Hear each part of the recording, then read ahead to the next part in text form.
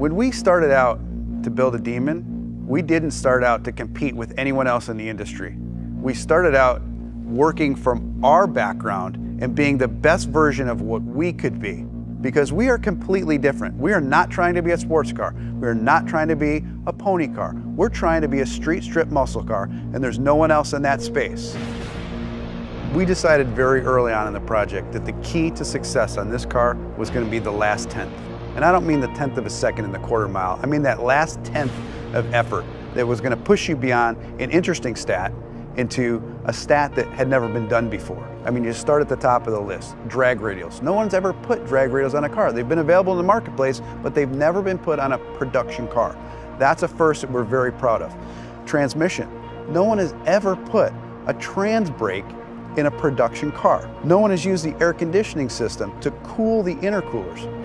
The Demon engine is all new. It's not a tuned up version of our Hellcat engine. The only part that carries over is the cylinder head. We deck honed the block, which is something you see on high-end race car engines.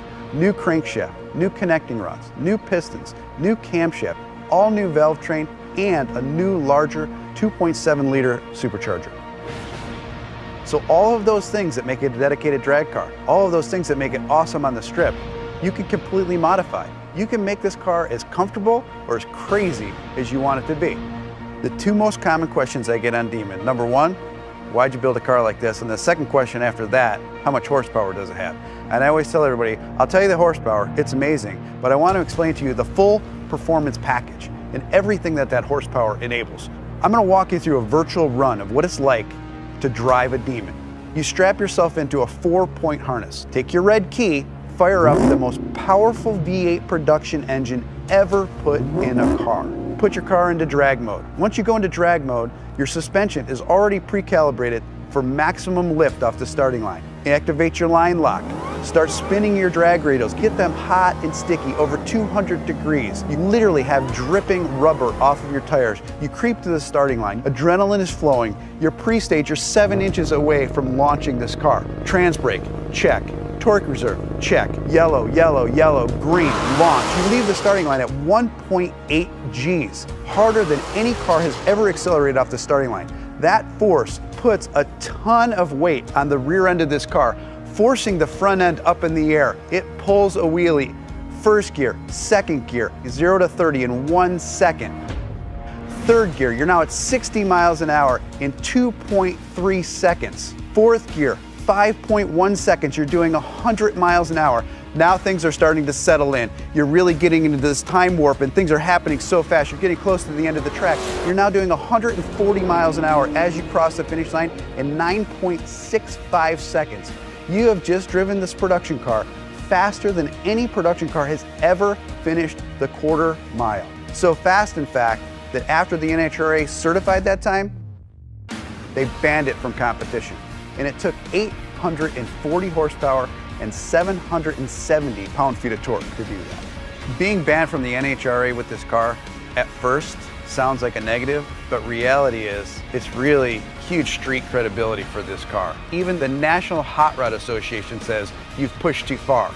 You've done too much. You've broken a record that's not supposed to be broken in a production car. To me, that letter's a badge of honor.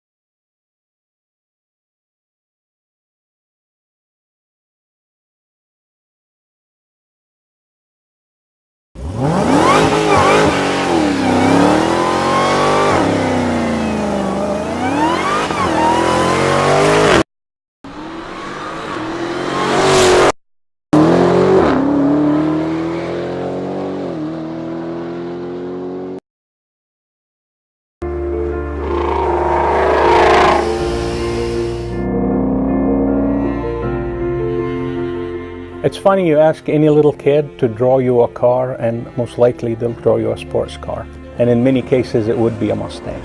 What's exciting about the Mustang is just the visual entertainment you get. The surfacing on the vehicles just is so voluptuous. As a designer / artist, I've drawn Mustangs on paper with a pen. I've painted it in acrylics, oil paintings. For design we use markers. I like colors. I like positive colors. Colors induce energy. The GT350 is in such high demand that it's difficult to get a hold of. Having worked on that vehicle program, I'm very excited that Ford is actually extending the build into the 2018 model year.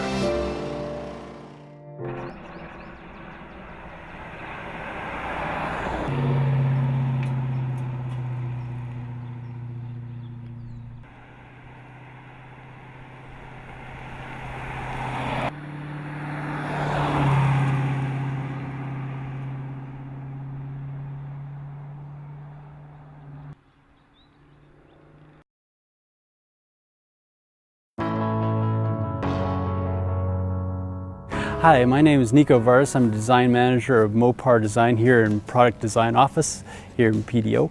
I'm going to take you through the 1971 Shakedown concept car for a 2016 SEMA. This is a pretty cool project here.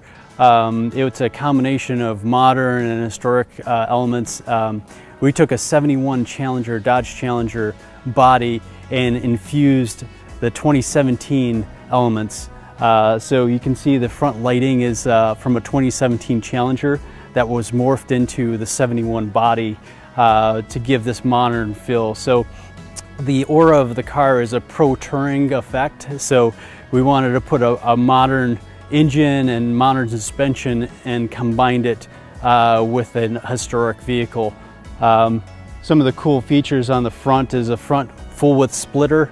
The wheels are slingshot Hellcat wheels. The front one was reduced in size by 1 inch. It's a 19 by 9.5 front wheel. And the rear is a stock slingshot Hellcat wheel. It's a 20 by 9.5, and it also has 6-piston Brembo brakes on it up front, 2-piece rotors. So again, playing up that modern performance aspect of it.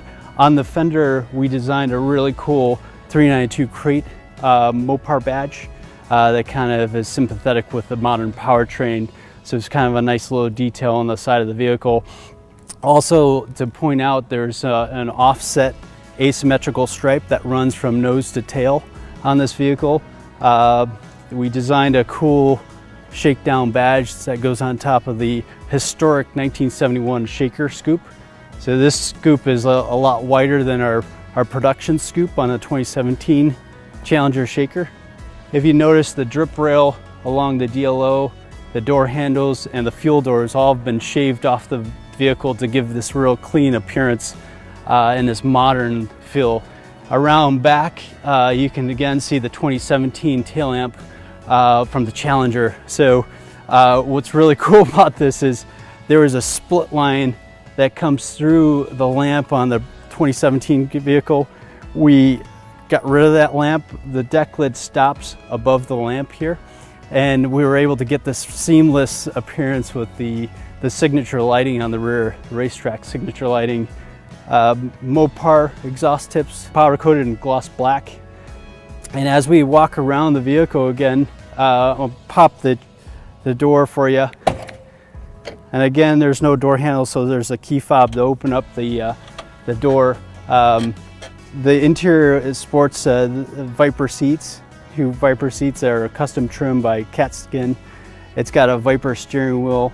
And again, this play on modern materials, modern components in this historic vehicle. So the shell of the vehicle, the interior is the same volume as the 1971. So there's nothing that was changed volume-wise or proportion-wise on the interior, but all these modern elements were placed into the interior. So if you notice, the center console has an inlay of carbon fiber. The IP cluster has an inlay of carbon fiber and black face Mopar gauges that are available through Mopar. In case you're wondering where the fuel fill door was, we remoted it in the trunk with a fuel cell. and that's where it is. This is the Chevrolet Camaro ZL1 1LE 2018. Chevrolet has established a new performance benchmark with the introduction of the 2018 Chevrolet Camaro ZL1 1LE, the most track-capable Camaro ever.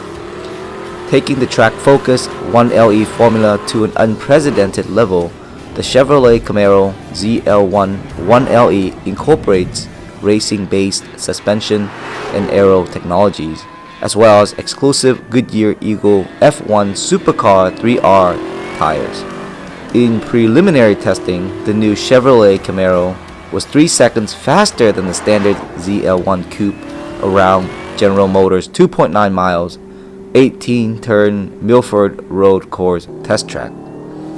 The improved track performance is driven by 4 key factors: aerodynamics, adjustable suspension, wheels and tires, and last, lighter weight.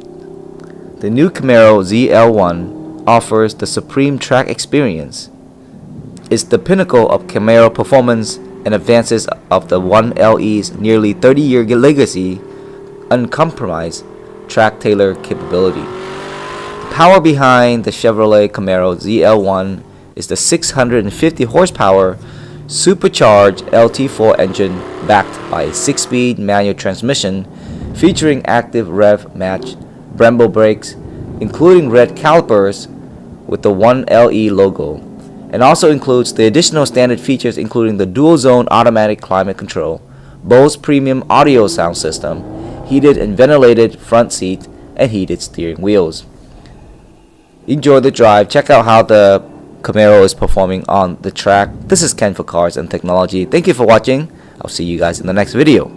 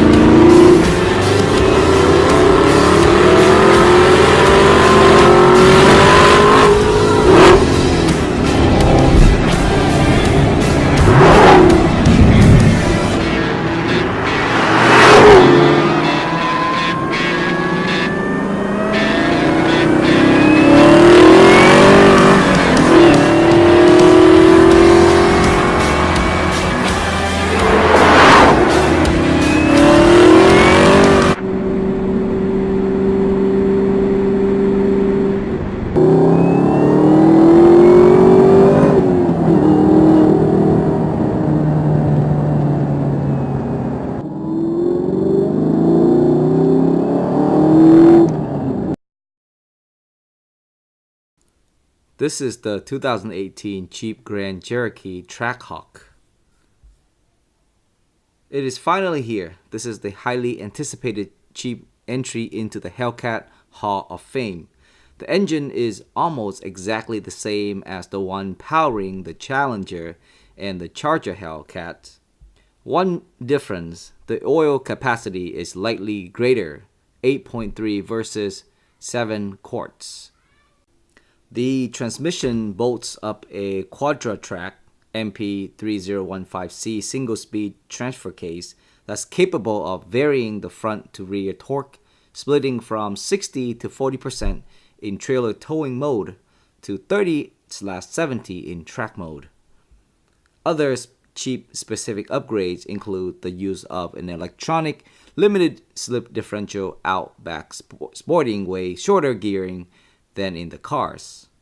The housing is redesigned relative to the one in the SR8 with revised ring and pinion tooth geometry and a new 4-point axle mounting scheme to better distribute the enormous forces attempting to twist its way from the chassis.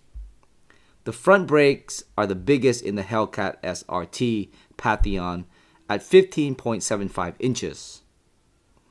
Appearance-wise, most of the SRT8 bits are unchanged, except where the fog lamps live in the SR8, you find air inlets in the trackhawk. The driver's side one feeds cold air into the engine intake, the other serves as an oil cooler. On the standard 8.4-inch Uconnect touchscreen, which features Apple CarPlay and Android Auto, are exclusive Trackhawk performance pages to monitor and record various performance parameters. The Jeep also offers a trailer hitch camera view that enables the driver to keep an eye on the trailer while driving. So how should the Grand Cherokee Trackhawk run? Well, Jeep's official estimates are 0 to 60 in 3.5 seconds, the quarter mile in 11.6 seconds at 116 miles per hour, with a top speed of 180 miles per hour. There's still no word on pricing, but applying the Charger's SRT to Hellcat Premium to the Jeep's SRT8 suggests an opening price of around $85,000. The car is expected to be at your dealership around spring of 2017 or late summer. Let's go ahead and summarize the spec right now. Again, a base price of about $85,000. Vehicle layout, this is a front engine, all-wheel drive, 5-passenger, 4-door SUV, 6.2 liter, 707 horsepower, and 645 pound-feet of torque. Supercharged 16-valve V8. Transmission is an 8-speed automatic transmission with a curve weight of 5,350 pounds. Wheelbase at 114.7 inches with a 0 to 60 speed in just 3.5 seconds.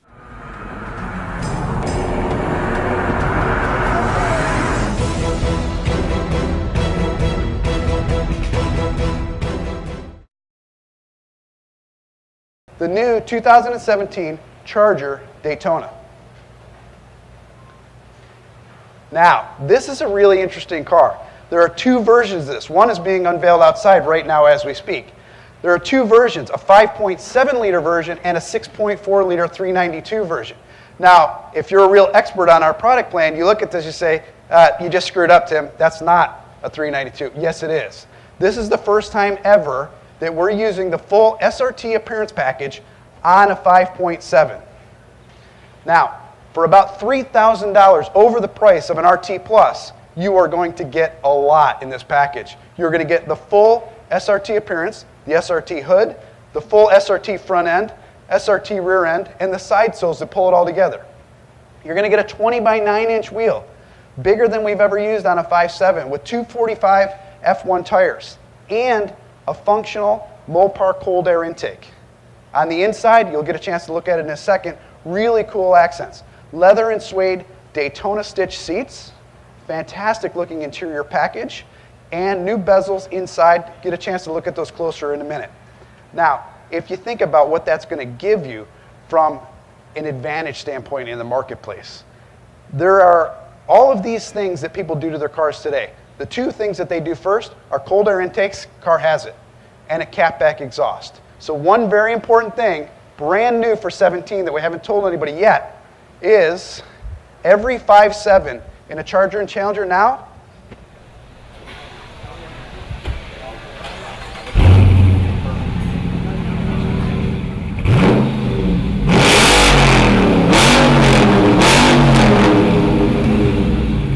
every 5.7 comes with a 2 3/4 inch SRT electronic exhaust. Never on the 5.7 before. So if you think about that customer, they buy a 5.7, they put a catback exhaust on it, they put a cold air intake on it. With labor and tax, it's about $2,000. For $3,000, they're going to get all that, plus all of the SRT appearance, plus SRT leather seats, plus all of the graphics that come with the Daytona. The satin black hood graphic, roof, and tail. Unbelievable value in the marketplace. Now you go to the 6.4, the value is just as amazing. On the 6.4, we take the car and we add the big, huge 2-piece rotors and 6-piston Brembo brakes. May sound familiar, that's the brake package off a Hellcat on the 6.4. We also add 20 by 9.5 inch lightweight forged aluminum wheels and 275 Pirellis. May also sound familiar, that's the wheel and tire package off a Hellcat. So what you're going to get with the 392 is essentially what's today's Scat Pack, plus a leather SRT seat, plus Hellcat wheels and tires, plus Hellcat brakes, plus a functional cold air intake, all for under $45,000. Unbelievable value in the marketplace. Now, the next car. I'm really excited about this car as well.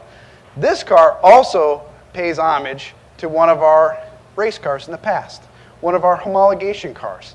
This is the 2017, you probably already guessed it because you saw the car outside, TA. This also comes in a 5.7 and a 6.4 392. Both cars are absolutely identical on the exterior appearance and absolutely amazing. Satin black hood, roof, and deck lid on both cars. This is real, this is not for the show. Optional Mopar hood pins, unbelievable nod to the past. A functional cold air intake. This hood is ducted, just like on our Shaker car, ducted to the Hellcat air box. Now, one other thing that we took from the Hellcat is you remember the air catchers, the false headlights. This car takes that to the next level. We have dual air catchers that are functional and feed cold air to the air box. So you've got cold air intake here, a Mopar cold air intake, and the dual air catchers. But we've also taken that to the next level with a signature nighttime lighting.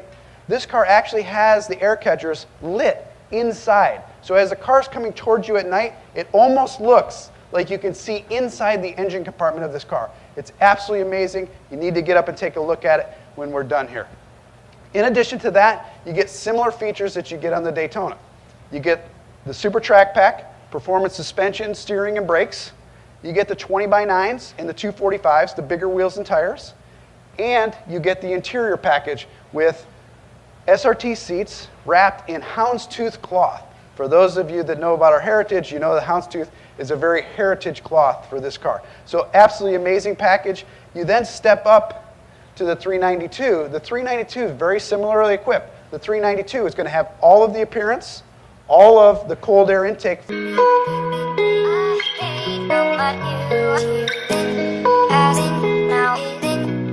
All this